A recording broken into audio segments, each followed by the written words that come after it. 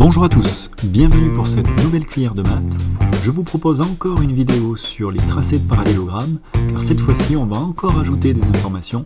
On va travailler cette fois-ci avec des angles et des longueurs. Dans cet exercice, nous allons dessiner des parallélogrammes, mais avec des contraintes différentes. C'est-à-dire qu'ici, on va nous proposer parfois des mesures d'angle. Alors c'est intéressant parce que ça nous fait travailler une méthode à laquelle je tiens, c'est-à-dire lorsque vous dessinez une figure, commencez toujours par un segment de longueur donnée, puis ensuite, dès que vous le pouvez, tracez le maximum d'angles possible. Dès que vous pouvez tracer un angle, tracez-le. Ici, on va donc commencer par la question A. Dans cette question A, je vais juste donner des noms de sommets pour pouvoir mieux expliquer la démarche. Nous allons commencer par tracer le segment AD. Ce segment AD mesure 4 cm. Je vais essayer de le dessiner à peu près comme il figure sur le schéma. Et à partir du segment AD, je vais dessiner ensuite l'angle qui est indiqué. Vous voyez, dès que je peux dessiner l'angle, je le dessine. Alors, je vais appuyer mon rapporteur centré en A avec ma graduation 0 qui correspond bien à la demi-droite AD et je vais repérer la graduation 110 degrés. Ensuite, je vais tracer la demi-droite qui sera le support du segment AB. Et enfin, je mesure les 6 cm de la longueur du segment AB. Voilà où se trouve le point B. Pour terminer ici le parallélogramme, il me reste à déterminer le point C. J'ai travaillé exclusivement avec des côtés, je vais donc continuer ainsi en m'appuyant sur la propriété des côtés opposés de même longueur. Je prends donc la longueur AB et je trace un arc de cercle de centre D et de rayon AD, 6 cm. Puis je prends la longueur du côté AD et je trace un arc de cercle de centre B et de rayon 4 cm, c'est-à-dire la longueur du segment AD. J'ai obtenu ici du coup le point C et je vais pouvoir dessiner les derniers côtés qui me manquaient pour ce parallélogramme.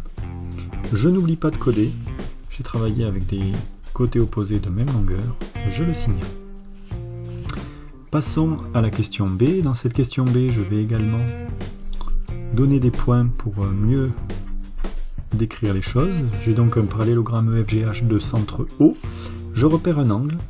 Je vais donc essayer de le dessiner le plus vite possible. Et ensuite, je vais essayer d'organiser mes connaissances sur les longueurs. Donc la longueur 3, c'est la longueur EO, que je vais donc retrouver ici. Et la longueur 2, c'est la longueur EF, que je vais retrouver ici. J'ai donc le triangle EOH qui est parfaitement déterminé par la longueur 3, 2 et l'angle de 40 degrés. Je vais donc commencer par dessiner ce triangle EOH et je pourrai ensuite, en travaillant sur les diagonales cette fois-ci, déterminer les positions des points F et G. Je commence par tracer la longueur EO de 3 cm et puis je me dis que pourquoi ne pas continuer jusqu'en G puisque de toute façon les points sont alignés et que O est le milieu de EG. J'ai donc ici le point O, le point E et le point G.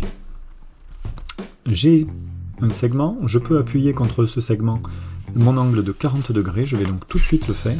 Je centre le rapporteur en haut, j'aligne bien la graduation sur la demi-droite OE et je repère les 40 degrés ici.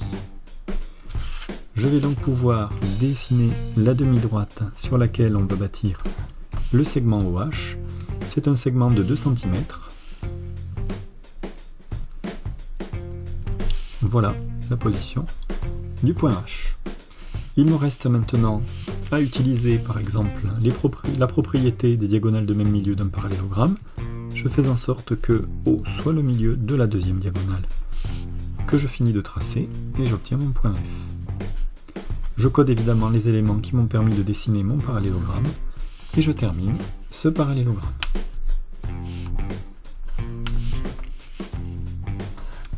Voilà pour la question B. Passons à la question C. Dans la question C, on va encore une fois donner des noms aux points. On va donc ici repérer rapidement que nous pouvons parfaitement tracer ce triangle IJK et nous pourrons du coup après terminer en déterminant la position du point L.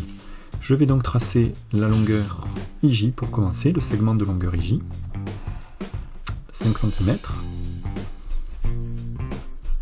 Ensuite, je vais placer mon point K à 3,3 cm de I par un arc de cercle et à 3 cm de J par un autre arc de cercle.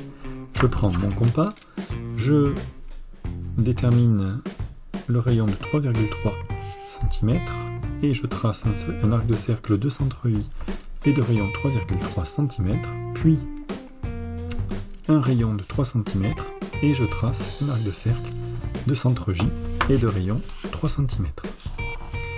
Je trace le segment IK, il ne serait pas absolument nécessaire, mais il figure dans l'énoncé, dans le schéma d'énoncé, donc je le fais apparaître. Et je trace également le côté JK. Il nous reste à trouver la position du point L qui est à peu près par là. On va utiliser ici les côtés opposés de même longueur. Je reporte la longueur IJ à partir de K et je reporte la longueur JK à partir de I. Et j'ai de la chance, j'ai mon point L dans le cadre. On va donc terminer notre parallélogramme. Et ici, on n'oublie pas encore une fois de coder les éléments qui nous ont permis de dessiner ce parallélogramme, à savoir on s'est appuyé sur la propriété des côtés opposés de même longueur. Passons au dernier exercice. On va prendre les sommets MNPQR. MNPQ est le centre R. Ici, on voit qu'on va travailler à partir des diagonales. Nous avons la longueur 2 qui est répétée également ici, la longueur 3 qui est répétée également là. On a donc ce triangle par exemple qui est parfaitement connu au niveau de ses longueurs. On va donc le tracer. Je commence par tracer la longueur MQ de 2,4 cm. Et puis je vais placer mon point R avec un arc de cercle de 3 cm de rayon de centre M et un autre arc de cercle de 2 cm de rayon de centre Q. C'est parti. Avec le compas, je prends le rayon 3 cm et je dessine un rayon de centre M et un arc de cercle de centre M et de rayon 3 cm.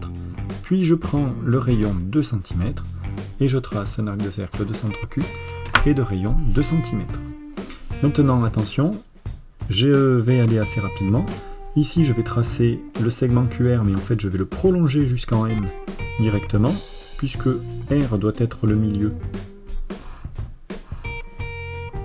de cette diagonale. Et de la même façon, je vais tracer MR, puis RP dans la foulée.